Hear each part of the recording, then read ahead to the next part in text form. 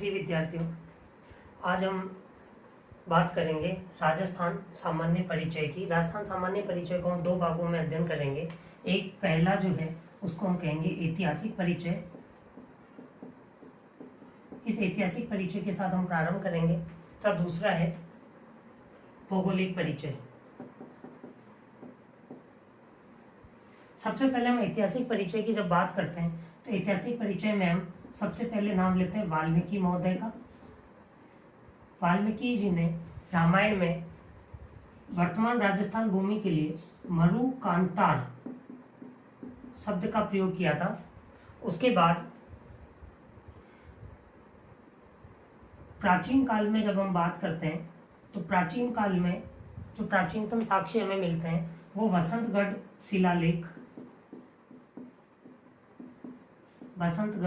शिलालेख,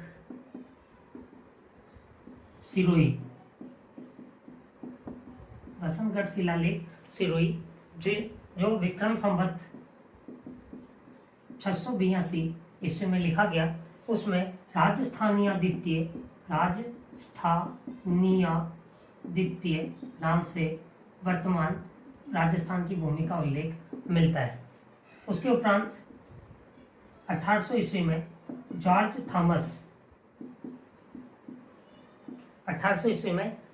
थॉमस ने वर्तमान राजस्थान की भूमि के लिए जो प्राचीन काल में राजपूती रियासतों के रूप में सन 1800 ईस्वी के आसपास थी, उन्हें जॉर्ज थॉमस ने राजपुताना नाम से संबोधित किया था। 1805 में William Franklin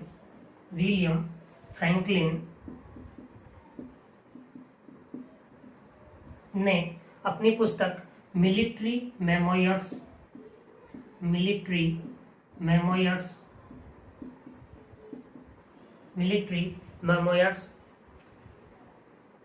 of mister George Thomas नाम से लिखी पुस्तक में राजपुताना शब्द का लिखित रूप में प्रयोग किया। ये बात ध्यान रखनी है, जॉर्ज थॉमस ने राजपुताना शब्द का मौखिक रूप से प्रयोग किया था, जबकि विलियम फ्रैंकलिन ने राजपुताना शब्द का लिखित रूप में प्रयोग किया। उसके उपरांत एक महत्वपूर्ण विद्वान 1829 में, जिनका नाम है कर्नल जेम्स टॉड, जिन्होंने annals and antiquities of Rajasthan नामक पुस्तक लिखी। एनाल्स एंड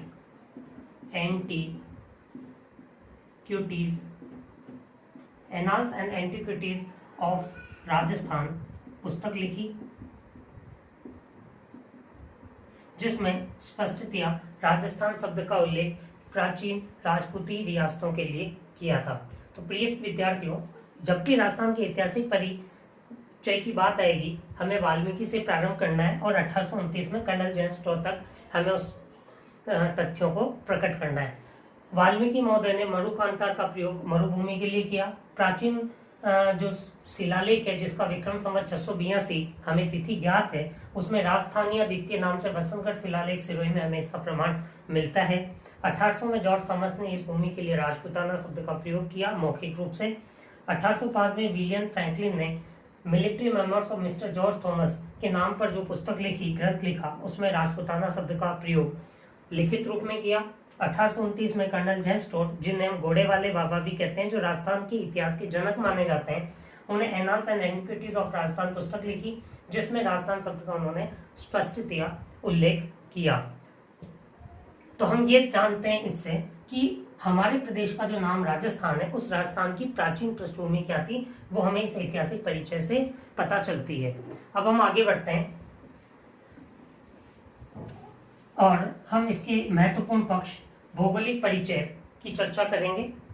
भौगोलिक परिचय के संदर्भ में जब भी हम बात करते हैं, किसी भी भूमि की भौगोलिक जानकारी हमें किन किन तथ्यों से प्राप्त होती है, उन सभी तथ्यों का विवरण हम यहाँ लेंगे। भौगोलिक परिचय, जब हम भौगोलिक परिचय की बात करते हैं तो हमें यहाँ बहुत सारे तथ्यों को ध्यान रखना है। उसमें सबसे महत्वपूर्ण तथ्य है कि स्थिति, कि हम भौगोलिक परिचय की बात करते समय सबसे पहले स्थिति की बात करेंगे कि हमारी राजस्थान की स्थिति क्या है।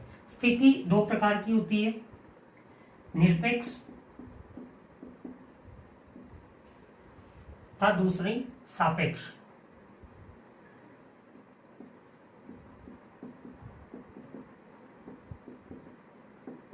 प्रिय विद्यार्थियों, हम सबसे पहले बात करते हैं निरपेक्ष स्थिति क्या है।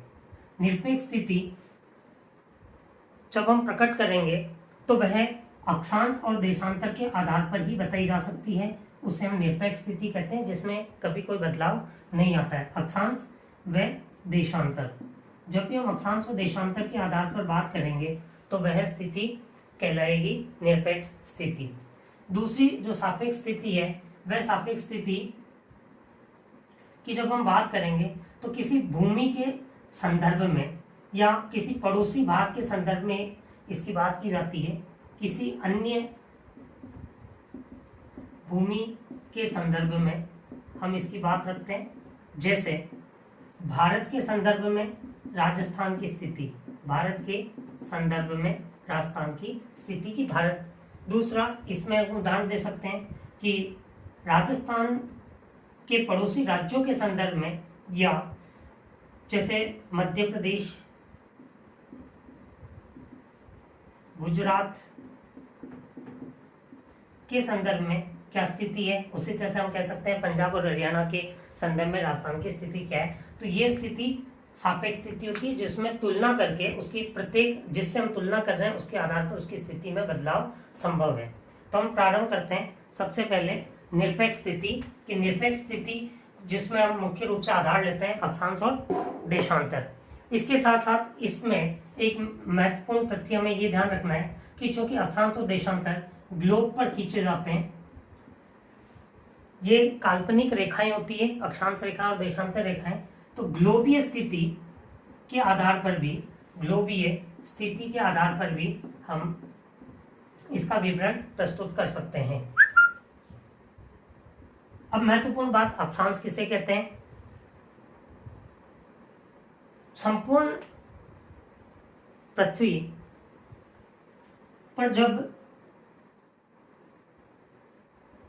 पूर्व से पश्चिम खींची गई एक रेखा, जिसको हम 0 डिग्री भूमध्य रेखा, विषुवत रेखा भी नाम देते हैं, पृथ्वी के मध्य खींची गई पूर्व से पश्चिम रेखा से उत्तर व दक्षिण की कोणीय दूरियां अक्षांश कहलाती है। उत्तर व दक्षिण की कोणीय दूरियां अक्षांश कहलाती है। इसी तरह से जब देशांतर की बात आती है तो किसी ग्लोब पर उत्तर से दक्षिण खींची गई बिल्कुल मध्य रेखा, जिसे हम 0 डिग्री या ग्रीनविच रेखा भी कहते हैं, इससे पूर्व और पश्चिम, पूर्व व पश्चिम दिशा में खींची गई कोणीय दूरियां देशांतर कहलाती है। प्रिय विद्यार्थियों, अक्षांश किसे कहते हैं? पृथ्वी के बिल्कुल मध्य में खींची गई पूर्व से पश्चिम एक रेखा जो पृथ्वी को 2 बराबर भागों में विभाजित करती है, उससे उत्तर और दक्षिण की कोणीय दूरियां अक्षांश कहलाती है। जबकि पृथ्वी के उत्तर से दक्षिण दोनों ध्रुवों को मिलाकर बिल्कुल मध्य में खींची गई रेखा से पूर्व व पश्चिम जो कोणीय दूरियां हम ज्ञात करते हैं वह देशांतर कहलाती है। इन रेखाओं के आधार पर हम ग्लोब पर, इन अक्षांश और देशांतर रेखाओं के आधार पर हम ग्लोब के 4 भाग करते हैं और इन चारों भागों के अलग अलग नाम देते हैं। इसको हम कहते हैं अक्षांश के आधार पर उत्तरी गोलार्ध,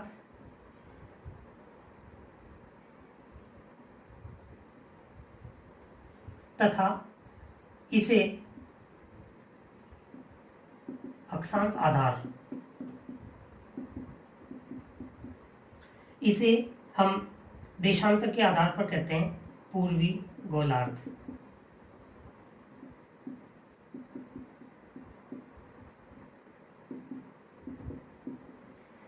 इस भाग को हम अक्षांश के आधार पर तो उत्तरी गोलार्ध ही कहेंगे, अक्षांशीय आधार पर हम उत्तरी गोलार्ध कहेंगे, लेकिन देशांतरी आधार पर हम इसे पश्चिमी गोलार्ध कहते हैं। तो देशांतरी आधार पर इसका नाम बदल जाता है। देशांतर आधार पर इसे हम क्या कहेंगे? पश्चिमी गोलार्ध।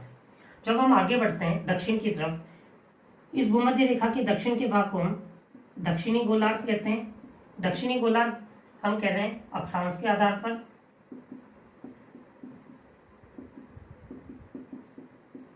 लेकिन देशांतर के आधार पर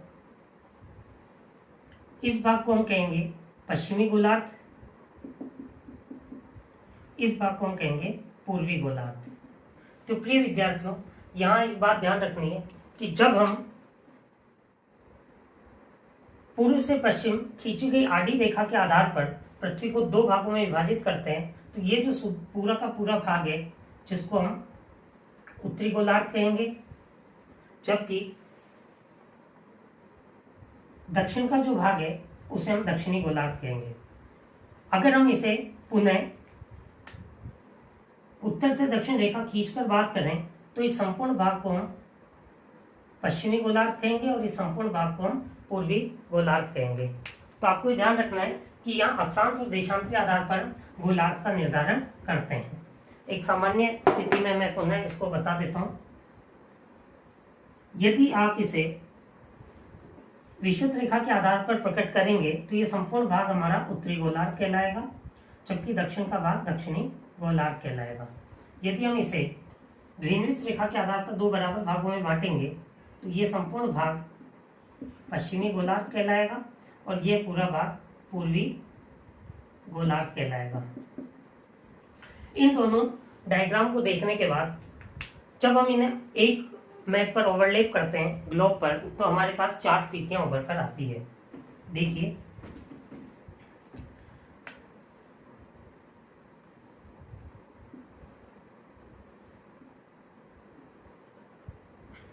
अब इसे हम कहेंगे उत्तर पूर्वी गोलार्ध, इसे हम कहेंगे दक्षिण पूर्वी गोलार्ध, इसे हम कहेंगे उत्तर पश्चिमी गोलार्ध और इसे हम कहेंगे दक्षिण पश्चिमी गोलार्ध।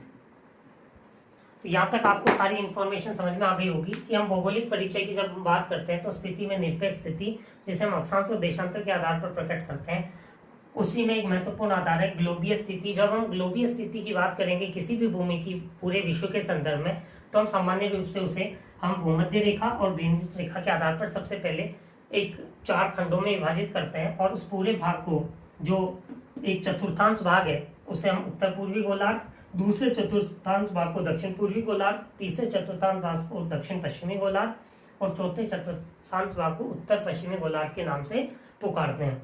अब हम राजस्थान की बात करते हैं, तो राजस्थान की जो स्थिति है वो राजस्थान की स्थिति इनमें से हमारे उत्तर पूर्वी गोलार्ध में आती है। राजस्थान की स्थिति उत्तर पूर्वी गोलार्ध में आती है। इस उत्तर पूर्वी गोलार्ध में आने के संदर्भ में हम राजस्थान के अक्षांश और देशांतर की चर्चा यहाँ प्रारंभ करते हैं कि इनसे हम उत्तर पूर्वी गोलार्ध में क्यों कहते हैं। तो राजस्थान के मानचित्र से हम इसे समझेंगे।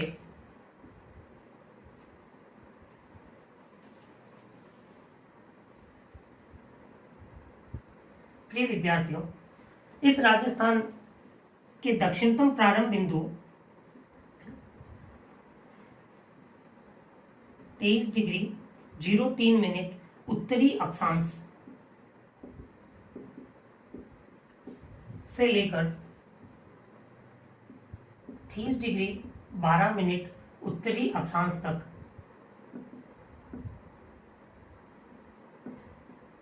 इसका अक्षांशीय विस्तार पाया जाता है। तो राजस्थान का अक्षांशीय विस्तार 23 डिग्री 03 मिनट उत्तरी अक्षांश से 30 डिग्री 12 मिनट उत्तरी अक्षांश तक, जबकि इसका देशांतरीय विस्तार 69 degree 30 minute 30 minute 69 degree 30 minute पूर्वी देशांतर से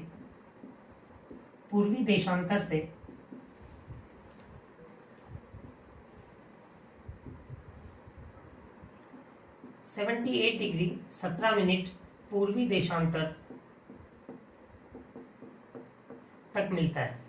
तो अब हम अक्षांश और देशांतर की बात करते हैं। तो राजस्थान का अक्षांश विस्तार 23 डिग्री 3 मिनट उत्तरी अक्षांश से 30 डिग्री 12 मिनट उत्तरी अक्षांश तक तथा देशांतर विस्तार 69 डिग्री 30 मिनट पूर्वी देशांतर से 78 डिग्री 17 मिनट पूर्वी देशांतर पाया जाता है। तो ये इन बातों को हम कहेंगे अक्षांशीय विस्तार। अक्षांशीय विस्तार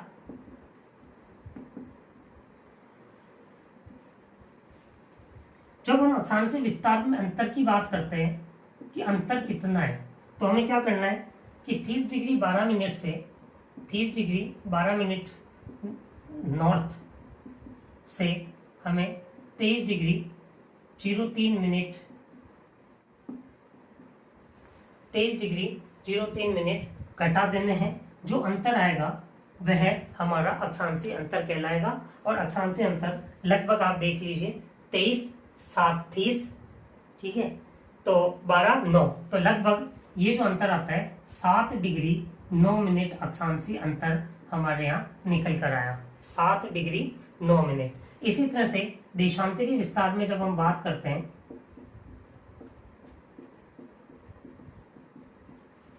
तो 69 डिग्री 30 पूर्व से 78 डिग्री 17 मिनट पूर्व का जो अंतर है वो ज्ञात करने के लिए हम इनको 78 डिग्री 17 मिनट से माइनस कर देंगे 69 डिग्री 30, तो हमारे पास जो अंतर आएगा वो आएगा 8 डिग्री 47 मिनट। ये हमारे पास कौन सा अंतर आ गया, देशांतरीय अंतर। तो आपको यहाँ दो बात ध्यान रखनी है कि अक्षांश के आधार पर हम बात करेंगे तो 23 डिग्री 3 मिनट उत्तरी अक्षांश से 30 डिग्री 12 मिनट, और देशांतर के आधार पर बात करेंगे तो 69 डिग्री 30 मिनट पूर्वी देशांतर से 78 डिग्री 17 मिनट पूर्वी देशांतर हमारे राजस्थान की स्थिति अक्षांशीय और देशांतरीय आधार पर पाई जाती है, जिसे हम निरपेक्ष स्थिति कहते हैं। इन अक्षांशों के अंतर की बात करें तो जब हम इनका अंतर निकालते हैं तो अक्षांशीय अंतर आता है 7 डिग्री 9 मिनट और देशांतरीय अंतर आता है 8 डिग्री 47 मिनट। एक महत्वपूर्ण कड़ी में हम जब आगे बढ़ते हैं तो इसी को हम अगर किसी स्थान के आधार पर विस्तार की चर्चा करें तो हमारा जो सुदूर दक्षिण का भाग है राजस्थान का वो बोरकुंड गांव बांसवाड़ा से प्रारंभ होता है। बोरकुंड गांव बांसवाड़ा से उत्तर में कोणा गांव श्री गंगानगर, उसी तरह से पश्चिम का जो सुदूर बिंदु है वो कटरा गांव सम तहसील में से प्रारंभ होकर सिलोन गांव राजाखेड़ा तहसील धौलपुर। प्रिय विद्यार्थियों, आपको एक नया फैक्ट यहाँ मिला कि अगर राजस्थान के सुदूर दक्षिण से सुदूर उत्तर के बिंदु और सुदूर पश्चिम से लेकर सुदूर पूर्व के बिंदु की बात करें तो सुदूर दक्षिण का जो हमारा गांव है वो बोरकुंड गांव बांसवाड़ा तथा सुदूर उत्तर का बिंदु कोणा गांव श्री गंगानगर मिलता है। सुदूर पश्चिम की बात करें तो कटरा गांव जैसलमेर में 69 डिग्री 30 मिनट पूर्वी देशांतर पर स्थित है, जबकि सुदूर पूर्वी बिंदु धौलपुर जिले में राजाखेड़ा तहसील में सिलोन गांव 78 डिग्री 17 मिनट पर स्थित है। तो यहाँ एक नया फैक्ट आपको ध्यान रखना है, मतलब प्रतियोगी परीक्षाओं में बार बार यहाँ से प्रश्न पूछे जाते हैं, तो आपको इन विशेष बातों का ध्यान रखना है। इसके बाद जब हम आगे बढ़ते हैं तो उत्तर से दक्षिण की जो लंबाई है वो लंबाई पाई जाती है 826 किलोमीटर। राजस्थान की उत्तर से दक्षिण जो लंबाई है वो 826 किलोमीटर है, जबकि राजस्थान की पूर्व से पश्चिम जो लंबाई है वो 869 किलोमीटर है। तो ये भी एक नया फैक्ट आपको ध्यान रखना है कि राजस्थान की उत्तर से दक्षिण लंबाई 826 किलोमीटर तथा राजस्थान की पूर्व से पश्चिम जो लंबाई है वो 869 किलोमीटर है। अब एक महत्वपूर्ण बात आगे ध्यान रखनी है कि ये जो आकृति दिखाई दे रही है आपको, ये आकृति कैसी है। तो आप काफी बार पूछा जाता है कि राजस्थान की आकृति कैसी है। तो राजस्थान की आकृति की जब हम बात करेंगे तो ये जो आकृति है इसे हम कहते हैं विषम कोण चतुर्भुज। विषम कोण चतुर्भुज।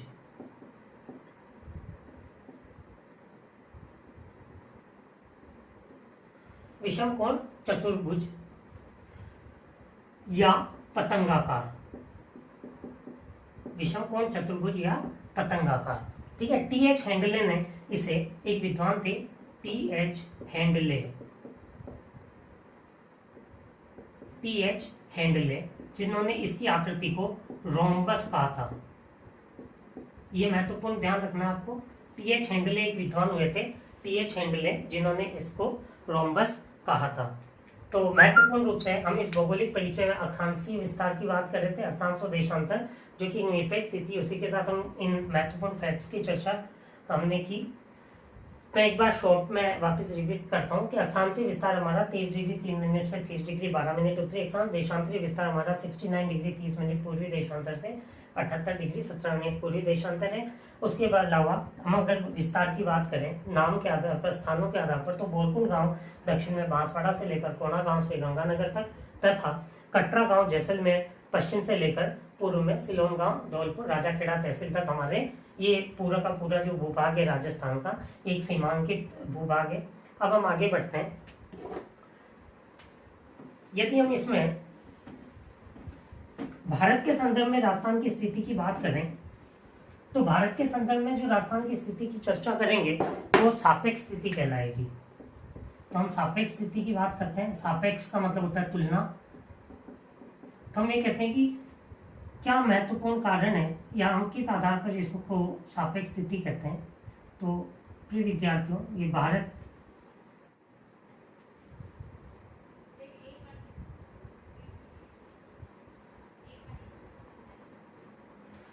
के इस भाग में महत्वपूर्ण रूप से ये जो खंड है, ये खंड राजस्थान के नाम से जाना जाता है। ये भूभाग राजस्थान के नाम से जाना जाता है। तो हम यहाँ कहेंगे कि नॉर्थ, साउथ, उत्तर, दक्षिण, पूर्व, पश्चिम। भारत के संदर्भ में जब हम बात करते हैं तो हम ये कहते हैं कि भारत के संदर्भ में राजस्थान की जो स्थिति है वो उत्तर पश्चिम भाग में अवस्थित है। तो भारत के संदर्भ में हम ये कह रहे हैं उत्तर पश्चिम। लेकिन जब आप कहेंगे कि गुजरात के संदर्भ में क्या है, तो गुजरात के संदर्भ में हमें ये कहना पड़ेगा कि गुजरात के संदर्भ में राजस्थान की स्थिति उत्तर में है। राजस्थान के संदर्भ में गुजरात की स्थिति उत्तर में है। लेकिन अगर हम पंजाब की बात करेंगे तो पंजाब के संदर्भ में हम कहेंगे कि राजस्थान की स्थिति कहाँ है, दक्षिण में है। तो ये जो तथ्य होते हैं ये कहलाते हैं तुलनात्मक या सापेक्ष स्थिति। तो जब भी हम किसी अन्य राज्य या अन्य प्रदेश से तुलना करके किसी राज्य के बारे में चर्चा करते हैं तो वो सापेक्ष स्थिति को रिप्रेजेंट करता है। और सापेक्ष स्थिति के संदर्भ में हम बात करें तो भारत की जो स्थिति है वो उत्तर, भारत के संदर्भ में राजस्थान की स्थिति कैसी है, उत्तर पश्चिमी भाग में स्थित है। आगे बढ़ते हैं। राजस्थान का कुल क्षेत्रफल कुल क्षेत्रफल 3,42,239.74 वर्ग किलोमीटर, 3,42,239 वर्ग.74 वर्ग किलोमीटर पाया जाता है। यदि इसे वर्ग मील में रिप्रेजेंट करें तो 1,32,139 वर्ग मील। विभिन्न प्रतियोगी परीक्षाओं में भी ये पूछा गया है, बहुत ही महत्वपूर्ण है कि राजस्थान का वर्ग मील में क्षेत्रफल कितना है। वर्ग किलोमीटर में तो सबको याद रह जाता है, लेकिन वर्ग मील में कितना है ये आपको ध्यान रखना है। तो 1,32,139 वर्ग मील में राजस्थान का कुल क्षेत्रफल है।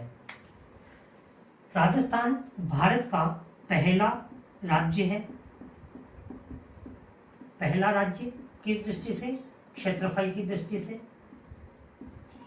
क्षेत्रफल की दृष्टि से, अर्थात सबसे बड़ा राज्य है, सबसे बड़ा राज्य।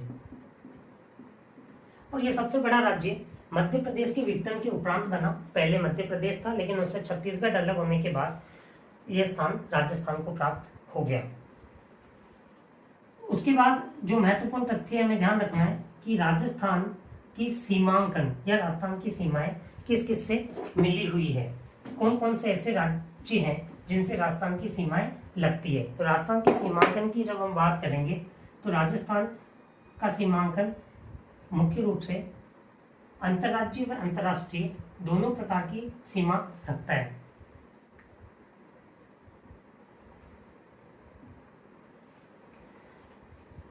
राजस्थान के पश्चिम में पाकिस्तान जो कि अंतर्राष्ट्रीय सीमा बनाता है, इसके अतिरिक्त अन्य जो भूमि है वह अंतर्राज्यीय सीमा बनाती है, अर्थात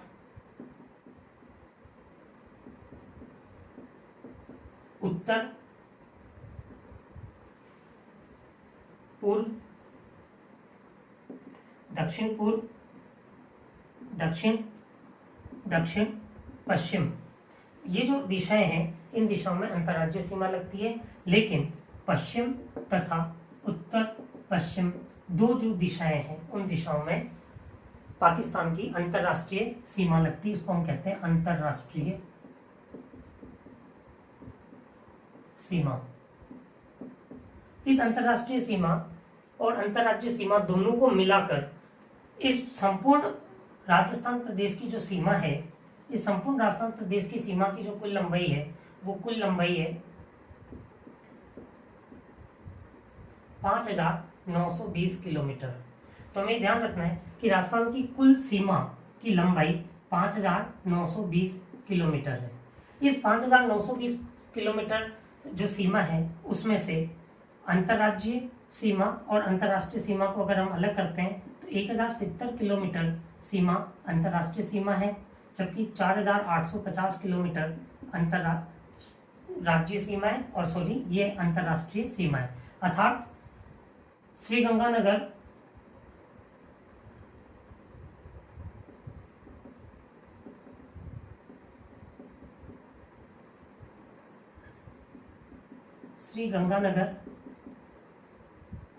बीकानेर, जैसलमेर व बाड़मेर, इन 4 जिलों की सीमा अंतर्राष्ट्रीय सीमा कहलाती है। इसकी कुल लंबाई 1,070 किलोमीटर है। ये जो 1,070 किलोमीटर सीमा है, इस सीमा का निर्माण सर सिरिल रेडक्लिफ महोदय ने किया। इसका निर्धारण 17 अगस्त 1947 को किया गया। 17 अगस्त 1947 को किया गया। इसमें सबसे लंबी जो सीमा है वो जैसलमेर की सीमा है 464 किलोमीटर। दूसरे स्थान पर बाड़मेर की सीमा है 228 किलोमीटर। तीसरे स्थान पर श्रीगंगानगर की सीमा है 210 किलोमीटर तथा चौथे स्थान पर 168 किलोमीटर बीकानेर की सीमा है। तो आपको ये ध्यान रखना है कि अगर दिशा के आधार पर पूछा जाए तो आपको ये कहना है कि उत्तर से दक्षिण की ओर अंतर्राष्ट्रीय सीमा पर स्थित हमारे जिले कौन कौन से हैं, तो श्रीगंगानगर, बीकानेर, जैसलमेर और बाड़मेर। लेकिन यदि लंबाई का क्रम पूछे तो पहले नंबर पर जैसलमेर आ जाएगा, उसके बाद दूसरे नंबर पर बाड़मेर आएगा, तीसरे नंबर पर श्रीगंगानगर आएगा और चौथे नंबर पर बीकानेर आएगा। यदि दक्षिण से उत्तर की ओर पूछे तो बाड़मेर, जैसलमेर, बीकानेर और श्रीगंगानगर, ये क्रम आपको ध्यान रखना है। विभिन्न प्रतियोगी परीक्षाओं में ये क्रम काफी बार पूछा गया है। इस रेखा का नाम सर सिरिल रेडक्लिफ है, जो 17 अगस्त 1947 को निर्धारित की गई थी। रेडक्लिफ रेखा की कुल लंबाई